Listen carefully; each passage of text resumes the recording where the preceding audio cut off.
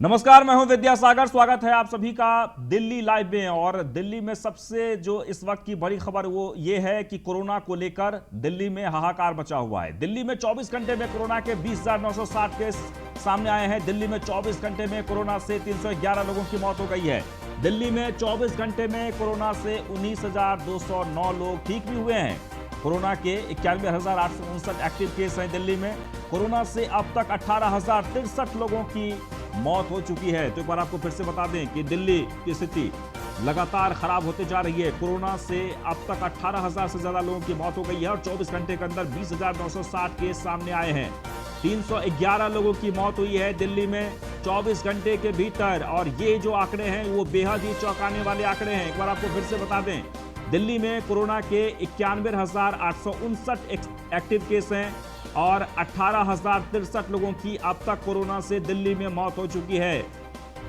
24 घंटे के भीतर जो संक्रमित मरीजों की संख्या है वो 20,000 के पार, यानी 20,000 से ज्यादा मरीजों की संख्या है। वहीं 311 लोगों ने दम तोड़ दिया है कोरोना संक्रमण के कारण, यानी कि 24 घंटे के भीतर।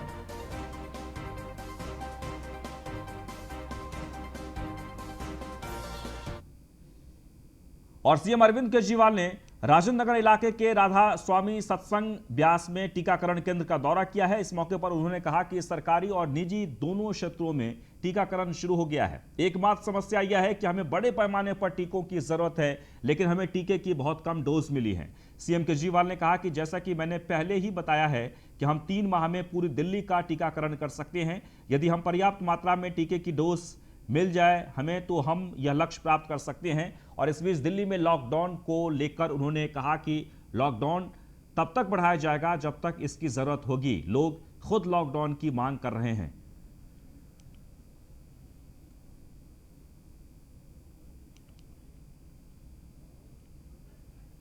वहीं दिल्ली में कोरोना से एक और जहां कोरोना अपना कहर बरपा रहा है, वहीं केजरीवाल सरकार जरूरी दवाओं और ऑक्सीजन की आपूर्ति के लिए दिन रात प्रयास कर रही है। केजरीवाल दिल्ली में कोरोना मरीजों के ग्राफ में कमी लाने के लिए रात दिन अधिकारियों के साथ बैठक ले रहे हैं। दिल्ली के अस्पतालों में ऑक्सीजन की कमी को कैसे दूर किया जाए, वहीं बेडों की संख्या को कैसे बढ़ाया जाए, सरकार इसे लेकर हर संभव प्रयास कर रही है। देश को है सांसों की जरूरत, चारों तरफ मचा है हाहाकार। दिल्ली में ऑक्सीजन बढ़ाने को लेकर केजरीवाल सरकार तैयार। अब आईएएस करेंगे ऑक्सीजन की निगरानी। दिल्ली में ऑक्सीजन को लेकर मचे हाहाकार को लेकर दिल्ली सरकार के वरिष्ठ स्वास्थ्य अधिकारियों ने जूम के जरिए ऑक्सीजन की आपूर्ति और स्वास्थ्य सेवा प्रबंधन को लेकर बैठक की, जिसमें दिल्ली सरकार ने पर्याप्त ऑक्सीजन आपूर्ति और बेहतर वितरण सुनिश्चित करने के लिए 3 आईएएस अधिकारियों और 20 से अधिक कॉल सेंटर कर्मचारियों को नियुक्त किया है। केजरीवाल सरकार कोविड-19 महामारी के मुश्किल समय में लोगों को राहत पहुंचाने के लिए सभी प्रयास कर रही है और ऑक्सीजन आपूर्ति प्रबंधन को बेहतर करने पर काम कर रही है। दिल्ली सरकार का कहना है कि राष्ट्रीय राजधानी में ऑक्सीजन के वितरण के नेटवर्क में सुधार करने के लिए 24 घंटे काम किया जा रहा है। दिल्ली में ऑक्सीजन की बढ़ती मांग और ये है तैयारी। वर्तमान में ऑक्सीजन की आपूर्ति देश के पूर्वी हिस्सों से हो रही है, जिसके कारण काफी समय लग रहा है। दिल्ली में 2 दिन पहले से ही ट्रेन के जरिए ऑक्सीजन की आवाजाही शुरू हो गई और 120 metric ton oxygen Tughlakabad railway station पर आ गई। दिल्ली सरकार राष्ट्रीय राजधानी में ऑक्सीजन की मांग को पूरा करने के लिए भारत सरकार के अधिकारियों के साथ निकटता से काम कर रही है। रेल मंत्रालय, आईओसीएल और कॉनकॉर्ड के वरिष्ठ अधिकारियों को दिल्ली में ऑक्सीजन की आपूर्ति सुनिश्चित करने की जिम्मेदारी दी गई है। भारत सरकार ने दिल्ली को अतिरिक्त 7 आईएसओ कंटेनर दिए हैं। दिल्ली सरकार ने प्रत्येक ऑक्सीजन प्लांट के स्थानों पर अधिकारियों की एक टीम को भी तैनात किया है। यह टीम सुनिश्चित करेगी कि दिल्ली को ऑक्सीजन की आपूर्ति में कोई गड़बड़ी और प्रशासनिक बाधा न आए। एसओएस अलर्ट के जरिए ऑक्सीजन से जुड़ी स्थिति पर रहेगी नजर। एसओएस अलर्ट के जरिए ऑक्सीजन से जुड़ी स्थिति की गंभीरता का पता लगाने के लिए दैनिक आधार पर निगरानी की जा रही है। राष्ट्रीय राजधानी में बड़े अस्पताल तरल ऑक्सीजन का उपयोग करते हैं, जबकि छोटे अस्पताल निश्चित तरल ऑक्सीजन और गैस सिलेंडर का उपयोग कर रहे हैं। दिल्ली के भीतर 14 रिफिलर हैं। इन रिफिलरों को विभिन्न आपूर्तिकर्ताओं से तरल ऑक्सीजन मिलती है। इसके बाद वे गैस सिलेंडर भरते हैं और उन्हें विभिन्न संस्थानों तक पहुंचाते हैं। दिल्ली की 1/4 ऑक्सीजन आपूर्ति सिलेंडर पर निर्भर है। बनाई गई है आपातकालीन हेल्पलाइन। इस दिक्कत को दूर करने के लिए दिल्ली सरकार ने प्रणाली को विकेंद्रीकृत किया है और संबंधित डीएम को कामकाज सुनिश्चित करने के लिए शक्तियां दी है। संभागीय आयुक्तों के तहत टीमों का गठन किया गया है जो टैंकरों और गतिविधियों पर बारीकी से निगरानी रख रहे हैं। दिल्ली ने ऑक्सीजन के बेहतर उपयोग के लिए एक उचित वितरण और आवंटन रणनीति तैयार की है। कई गैर सरकारी संगठन और धार्मिक संगठन इस महामारी से लड़ने में बहुत मदद कर रहे हैं। ऑक्सीजन संकट के लिए 3 आईएएस अधिकारियों के नेतृत्व में आपातकालीन हेल्पलाइन बनाई गई है जो कि 24 घंटे संचालित है। 20 से अधिक कॉल सेंटर कर्मचारी दिन रात काम कर रहे हैं। दूसरी तरफ दिल्ली सरकार कोरोना के बढ़ते संक्रमण से निपटने के लिए बेडों की संख्या बढ़ाने के लिए भी काम कर रही है। सरकार की कोशिश है कि सरकारी अस्पतालों में बेडों की क्षमता 5200 से बढ़ाकर 7200 की जाए। दिल्ली सरकार बेड की क्षमता बढ़ाने के लिए गैर कोविड अस्पतालों को कोविड केयर अस्पतालों में बदलने के लिए दिन रात काम कर रही है। Bureau report, news 1 India. तो राजधानी दिल्ली में उत्तरी दिल्ली नगर निगम के मेयर की अपील पर जमजम फाउंडेशन ने 150 पीपीई किट और ऑक्सीमीटर दान में दिए हैं। इस मौके पर मेयर ने कहा कि हमने 2 दिन पहले सभी सामाजिक संस्था और धार्मिक संस्था से अपील की थी कि उत्तरी दिल्ली नगर निगम 3 कोविड अस्पताल चला रहा है। हिंदू राव हॉस्पिटल 260 बेड का चालू है, वहीं राजन बाबू अस्पताल में 100 बेड और बालक राम अस्पताल में 100 बेड का है। हमें दिल्ली सरकार से कोई मदद नहीं मिल रही है, इसीलिए हमने सामाजिक संस्था और धार्मिक संस्था से अपील की थी। उन्होंने कहा कि मैं सामाजिक संस्था जमजम फाउंडेशन का धन्यवाद करता हूं कि हमें पीपीई किट और ऑक्सीमीटर दिया गया है और इन सभी सामान को हॉस्पिटल में भेजा जाएगा।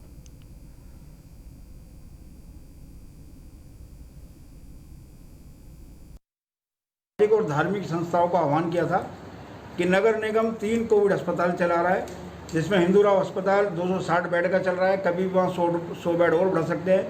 राजन बाबू में 100 बेड हमारा भी कोविड के चल रहे हैं, वहाँ भी प्रयास किया जा रहा है कि और बेड बढ़ जाए। बालाग्राम अस्पताल हमारा 100 बेड का तैयार है, वो कभी भी शुरू हो सकता है। तो दिल्ली सरकार का हमें बिल्कुल भी सहयोग मिल नहीं रहा। तो मैं सभी सामाजिक धार्मिक संस्थाओं से मैंने अपील की थी कि सभी आगे बढ़ करके निगमों का सहयोग करें। और मैं धन्यवाद करना चाहता हूं जमजम फाउंडेशन का, जिन्होंने कि आज हमारे को ऑक्सीमीटर, पीपी किट्स उपलब्ध कराए हैं। ये सारे के सारे हम हॉस्पिटल में देंगे ताकि हमारे जो अस्पताल इस समय आर्थिक तंगी में भी कोविड से लड़ रहे हैं, लोगों को बचा रहे हैं, तो ये पीपी किट्स और ये ऑक्सीमीटर उनके काम आएंगे। और आज जमजम फाउंडेशन जो शुरुआत की है, इससे और लोगों को भी प्रेरणा मिलेगी और वो लोग भी आकर के हमारा सहयोग करेंगे। राजधानी दिल्ली में बेकाबू कोरोना रफ्तार के बीच नॉर्थ एमसीडी कमेटी के डिप्टी चेयरमैन विजेंद्र यादव लगातार लोगों के बीच जाकर कोरोना को लेकर भाजपा की ओर से घोषित सहायता और उठाए गए कदमों को लेकर चर्चा कर रहे हैं और इसी दौरान वह जरूरतमंदों को जरूरत का सामान भी पहुंचा रहे हैं। उनका दावा है कि पूरी भाजपा टीम कोरोना काल में लोगों की सेवा में जुटी हुई है, जिसकी वजह से दिल्ली बेहतर नतीजों की तरफ बढ़ रही है।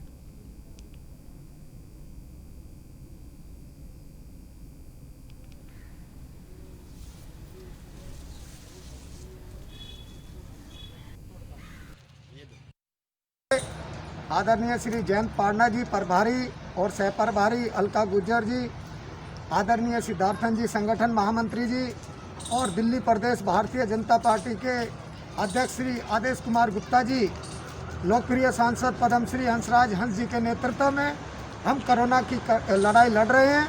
आज दिल्ली तीसरे लॉकडाउन से गुजर रही है। ये वक्त है जब सबको मिलकर काम करना है, सेवा करनी है।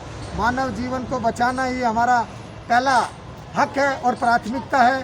भाजपा का शीर्ष नेतृत्व और दिल्ली के जमीनी कार्यकर्ता कोरोना की लड़ाई में अपनी जान की परवाह किए बगैर जान हथेली पर लेकर कार्य कर रहे हैं, जो ना दिन देख रहे हैं ना रात देख रहे हैं, दिल्ली को बचाने का कार्य कर रहे हैं।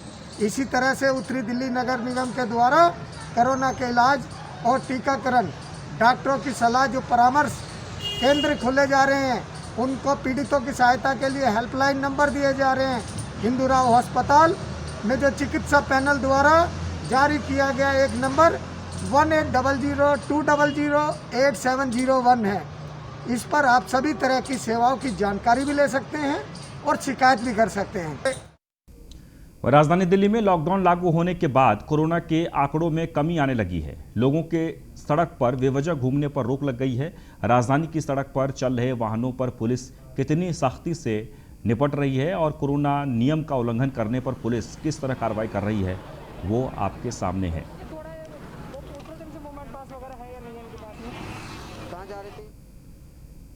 वहीं राजधानी दिल्ली में कोरोना से बिगड़ते हालातों को काबू करने के लिए लॉकडाउन लगाया गया है और ऐसे समय में दिल्ली पुलिस इस मामले में देवदूत बनकर सामने आ रही है। दिल्ली की राजपार्क थाना पुलिस ने लॉकडाउन के दौरान इलाके में रहने वाले जरूरतमंद और मजदूरों को राशन वितरित किया। इस दौरान सोशल डिस्टेंसिंग और कोरोना प्रोटोकॉल का भी पालन कराया गया। राशन लेने वाले लोगों ने भी राजपार्क पुलिस का धन्यवाद किया है।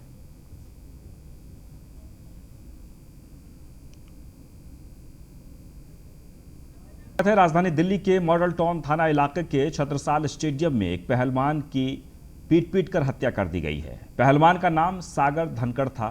सागर धनखड़ हरियाणा के सोनीपत का रहने वाला था और उसके पिता दिल्ली पुलिस में हेड कांस्टेबल है। जानकारी के मुताबिक छत्रसाल स्टेडियम में पहलवानों के दो गुट आमने सामने आ गए और उनके बीच जमकर मारपीट हुई। इस भिड़ंत में 5 पहलवान गंभीर रूप से जख्मी हो गए। वहीं सूचना मिलने पर मौके पर पहुंची पुलिस ने मामला दर्ज कर आरोपियों की तलाश शुरू कर दी है। सागर धनखड़ के भाई अमित और चाचा नरेंद्र से खास बातचीत की हमारे संवाददाता दीपक शर्मा ने। में जाना माना नाम था और वो कई इंटरनेशनल गेम भी जो है वो खेल चुके थे, कई देशों में वो जा चुके हैं। लेकिन बीती रात दिल्ली के छत्रसाल स्टेडियम में उनकी पीट कर हत्या कर दी गई। वहीं उनके एक साथी को भी बुरी तरीके से पीटा गया है जो घायल है। उसके बाद जो है सागर धनखड़ का परिवार जो है फिलहाल बाबू जगजीवन राम हॉस्पिटल में मौजूद देख सकते हैं। उसके परिजन जो है वो यहाँ पर आए हुए हैं और उन्हीं के परिजन से हम बात करने की कोशिश करते हैं कि पूरा क्या मामला था, किस वजह से सागर की हत्या की गई, कौन कौन इसमें शामिल है, इसके लिए बात करते हैं। सर पहले अपना नाम बता दीजिए। अमित क्या हुआ था? वो मॉडल टाउन पुलिस स्टेशन में रहते थे, यही पहलवानी करते थे।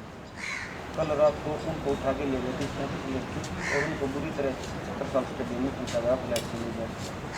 वहाँ पीट कर पुलिस 4 बजे उनको छुपवा के ले आई है और मौत हो गई।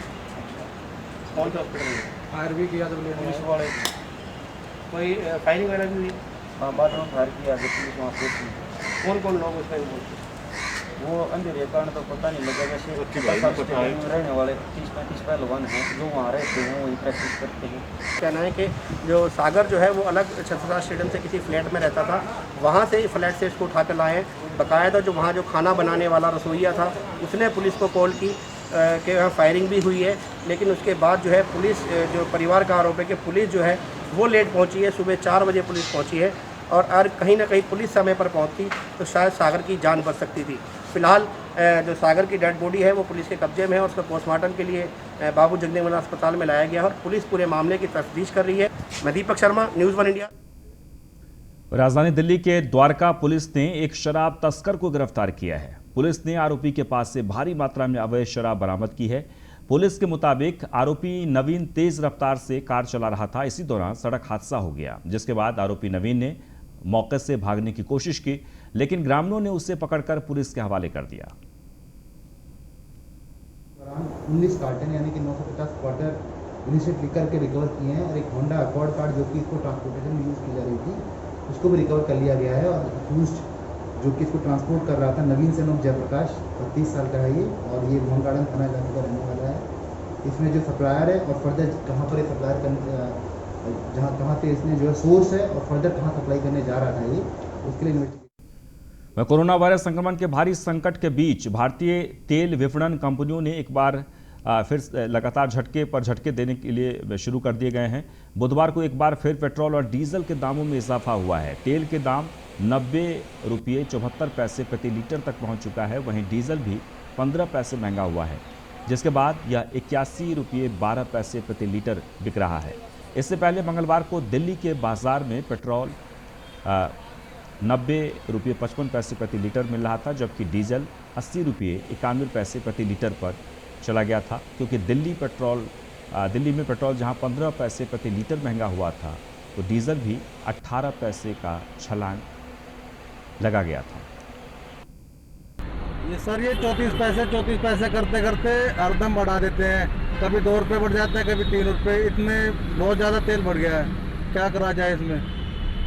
क्या लगता है कि तेल के 1-2 रुपए दाम बढ़ने से आप पे फर्क पड़ेगा? ये सर बहुत फर्क पड़ रहा है, जेब में पहले ही खर्चा नहीं है, काम धाम कुछ चल नहीं रहे लॉकडाउन की वजह से, और तेल वैसे बढ़ता जा रहा है। राजधानी दिल्ली में कोरोना के बीच एक खबर और है जिसका नाम है तेल के बढ़ते दाम।